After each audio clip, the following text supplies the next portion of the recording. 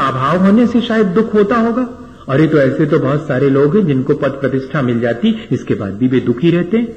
अरे नहीं, तब तो शरीर स्वस्थ होता होगा, तब सुख मिलता होगा। शरीर की अस्वस्थता से दुख होता होगा। तो जिन जिन के शरीर स्वस्थ हैं उनके भी बहुत सारे दुख हैं। तब तो फिर न पद प्रतिष्ठा से सुख के अभाव में दुख मिलता है, न सुख सुविधा के साधनों के अभाव में, न शरीर की अस्वस्थता के अभाव में दुख मिलता है। तो दुख का कोई तो कारण होगा। ये सब बाह्य कारण हैं दुख के। इनके होने नहीं होने पर भी हमारे अंतरंग का कारण अगर मौजूद है, हमारे भीतर अगर हमने असाता कर्म का संचय करके रखा है, तो वो असाता अपना फल हमें अवश्य देगी।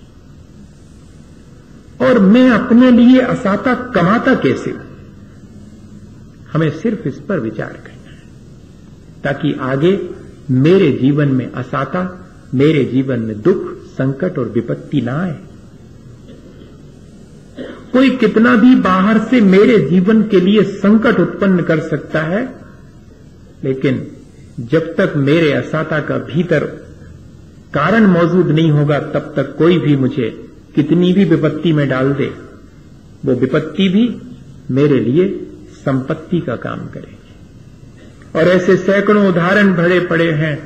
पुराण ग्रंथों को उठा करके देखें कि कितने कितने लोगों को विपत्ति में डाला, लेकिन उनके अपने संचित कर्म भले थे, इसलिए वो विपत्ति भी उनका कोई बिगाड़ नहीं कर पाई। तो भैया, मेरे अपने संकट और दुखों का कारण मेरे भीतर मौजूद है, तो मैंने ऐसा क्या किया होगा जिससे कि मेरे दुख और संकट आए, इस पर विचार करना चाहिए। आचार्य भगवंतों ने हमें विचार करके और दे दिया है एक सूत्र कि दुख शोक तापा क्रंदन बद परिदेव नान्यात्म परोभय स्थानान्य असद्वेद्य। मैंने अपने लिए आज वर्तमान में जो मैं दुख भोग रहा हूं, उसका इंतजाम जो मैंने किया है, वो कौन से भावों से मैं अपने असाता का कर्म का संचय करता हूं, अपने दुखों का मैं स्वयं इंतजाम करता हूं। बड़ा ऐसा लगेगा कि अपने दुख का इंतजाम कोई खुद करेगा क्या? अज्ञानतावश हम क्या नहीं करते, मोह के वशीभूत होकर हम क्या नहीं करते, अपनी हमारी आसक्तियां हमसे क्या नहीं करवा लेती। हमारे दुख का उपाय हम अपने हाथ से कर लेते हैं। वो तो जब थोड़ी समझ आती है तब अपने ऊपर रोना आता है या हंसी आती है कि अरे ये हम ही हैं जो हमने ऐसा किया और हमने अपने दुख का इंतजाम कर लिया। पर आचार्यों ने तो सूत्र लिख दिया। कितनी चीजें, दुख शोक ताप आक्रंदन बध परिदेवनानी आत्म पर उभय स्थानानी असद्वेद्यस्य। मेरे भीतर अगर मैंने असाता संचय की है, जिसका कि फल मुझे आज भोगना पड़ रहा है, तो उस समय मैंने क्या क्या किया होगा, स्वयं भी दुखी और दूसरे को भी दुख में डाला होगा। आत्म पर उभय, स्वयं को भी दूसरे को भी और दोनों को ही मैंने दुख का इंतजाम किया होगा, दूसरे के लिए दुख का इंतजाम किया होगा, या कि स्वयं भी अपने जीवन में मैंने लगातार दुख का एहसास किया होगा। दुख होने पर दुख का एहसास ना हो, हाँ ऐसा संभव है। हम सोचते हैं कि दुख में दुखी होने से ये दुख कट जाएगा। नहीं भैया, दुख तो झेले झेले कटता है, दुख तो दुखी होने से और बढ़ता है। देख लो आप, थोड़ा दुख है और आप अपने तरफ से दुखी हो लो तो कम हो गया क्या दुख, और बढ़ा ही और गया। आचार्य भगवंत कह रहे हैं कि दुख के निमित्त मिलने पर जो और दुखी होता है और दूसरे के दुख का इंतजाम करता है, मानिए वो अपने लिए असाता का संचय करता है। दुख इष्ट का वियोग होने पर, अनिष्ट का संयोग होने पर जिस तरह पीड़ा के परिणाम होते हैं, वे सब हमारे नए दुख का इंतजाम करते हैं। और ये तो 24 घंटे हम लोगों के साथ लगा हुआ है। इष्ट का वियोग हो गया, अनिष्ट का संयोग हो गया, किसी ने कठोर वचन कह दिए, मन पीड़ा से ग्रसित हो गया। बहुत सावधानी की आवश्यकता है। ये सारी स्थितियां निर्मित हों, फिर भी मुझे अपने मन की प्रसन्नता बनाए रखनी है, वरना मैं अपने लिए खुद दुखी होकर नए दुख का इंतजाम कर लूंगा। ये मुझे सावधानी रखनी है। हम हमेशा ऐसा कहते हुए सुनते हुए पाए जाते हैं कि हम अपने आप दुखी हैं। आपको क्या मतलब?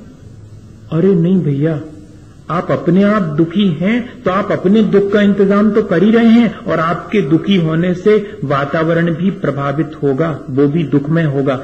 एक दुखी व्यक्ति के चारों तरफ पहुंच करके कोई भी व्यक्ति सुख का एहसास नहीं कर पाता, लेकिन एक प्रसन्न व्यक्ति के चारों तरफ कोई भी पहुंच जाए, वो दुखी भी हो तब भी थोड़ी देर को अपना दुख भूल करके प्रसन्नता का अनुभव कर सकता है। इसलिए ऐसा नहीं सोचना कि मैं दुखी हूं। जब जब मैं दुखी होता हूं तो दूसरे को दोषी ठहराने का भाव मेरे अंदर आता है कि मेरे दुख का कोई कारण है, और तब मैं दूसरे को भी दुखी पहुंचा करके फिर सुख का अनुभव करता हूं। ये मेरे भीतर एक मिथ्या भाव उत्पन्न होता है अपने दुख के क्षणों में। इसलिए जब इष्ट का वियोग हो, अनिष्ट का संयोग हो, या कि अपने अनुकूल कोई वचन न कहे जाएं, तब बहुत सावधानी रखने का काम है। शोक किसी हितैषी व्यक्ति के विच्छेद हो जाने पर कोई कारण निर्मित हो जाता है। डायवर्स कैसे होता है?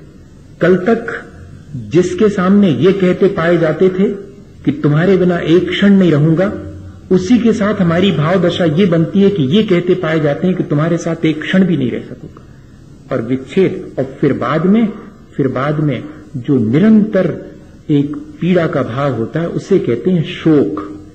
दुख और शोक में इतना फर्क है। हितैषी व्यक्ति से अपने किसी कारण से जब विच्छेद हो जाता है, तब भीतर ही भीतर उस मोह की वजह से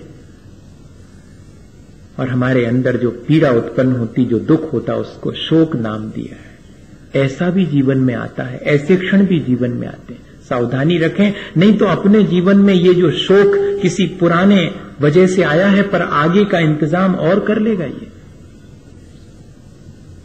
और ताप, किसी को भी कठोर वचन नहीं बोलना, क्योंकि किसी के भी कठोर वचन सुनकर के भीतर भीतर जो एक जलन उत्पन्न होती है, जैसे कि हमने एक आपको उदाहरण सुनाया था कि शेर जब घर आ गया था तो जीवन साथी ने कह दिया था कि ये शेर थोड़ी, ये तो गधा है, हमारी लकड़ियां लाता है जंगल से। तब वो जो एक वचन था वो उसके भीतर घाव की तरह जलन देता था, जैसे कि घाव जलन देता है। वो कहलाता है ताप, उसको संताप भी कहते हैं। आक्रंदन, जब सहन नहीं होता है भीतर का दुख, तब जब हम जोर जोर से आंसू बहाते हुए क्रंदन करते हैं, वीपिंग जिसको कहते हैं, वो आक्रंदन है। ये आक्रंदन भी हमारे आगामी असाता के बंध का कारण है। ये ध्यान रखना, हमारे असाता का इंतजाम हम इस तरह से करते हैं।